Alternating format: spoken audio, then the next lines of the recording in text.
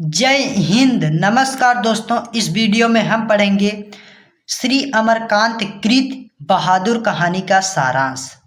तो जैसा कि यह आपके बोर्ड पेपर में 5 अंक में पूछा जाता है और आप विगत कई वर्षों के पेपर उठाकर देखेंगे तो उसमें बहादुर कहानी का सारांश अपने शब्दों में लिखिए या बहादुर कहानी के सारांश पर उद्देश्य डालिए, ऐसे प्रश्न पूछा गया है। तो आइए हम लोग देखते हैं। आपको कुछ इस प्रकार से हेडिंग डालना है, बहादुर कहानी का सारांश। बहादुर कहानी का सारांश हेडिंग डालने के बाद उसके नीचे आपको लेखक का परिचय थोड़ा में दे देना है, छोटे में। तो देखिए, बहादुर कहानी श्री अमरकांत जी द्वारा लिखित या रचित एक चरित्र प्रधान कहानी है। इस कहानी में इन्होंने मध्य एवं निम्न वर्ग की पारिवारिक परिस्थितियों का सजीव तथा यथार्थवादी रूप प्रस्तुत किया है। इतना आपको लेखक का परिचय दे देना है। अब इसके आगे आपको लिखना है, आपको हेडिंग वाइज हेडिंग आपको लिखना है। तो आपको सबसे पहला हेडिंग डाल देना है कहानी का नायक। अब कहानी के नायक के आगे आपको कुछ इस प्रकार से लिखना है, इस कहानी का नायक असहाय एवं पीड़ित वर्ग का प्रतिनिधि 12 से 13 वर्ष का एक पहाड़ी बालक बहादुर है। इतना आपको कहानी का नायक हेडिंग डालने के बाद उसके आगे लिख देना है।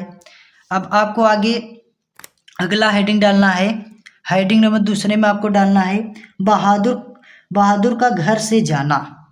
इतना डालने के बाद आपको लिखना है, माता द्वारा बात बात पर पीटे जाने के कारण एक दिन वह अर्थात बहादुर लड़का एक दिन वह किराए के लिए 2 रुपये चुराकर घर से भाग जाता है।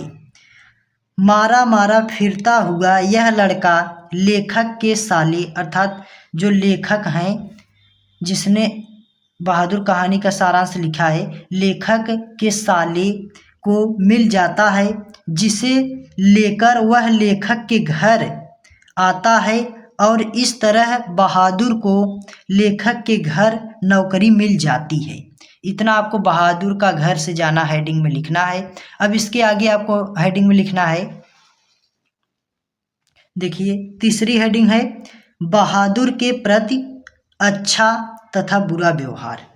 इतना आपको हेडिंग डालने के बाद आपको लिखना है, निर्मला एवं उसके परिवार वाले पहले उसके प्रति अर्थात बहादुर के प्रति अच्छा व्यवहार करते हैं।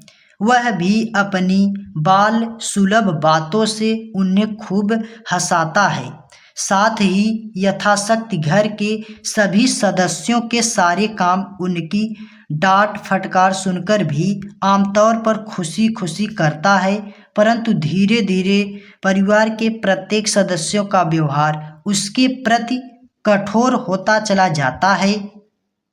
निर्मला भी पहले तो बहादुर से अच्छा व्यवहार करती है, परंतु बाद में उसके प्रति उसका व्यवहार भी बदल जाता है।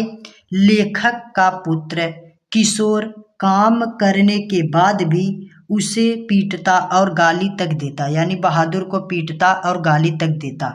अब आपको अगली हेडिंग डालना है,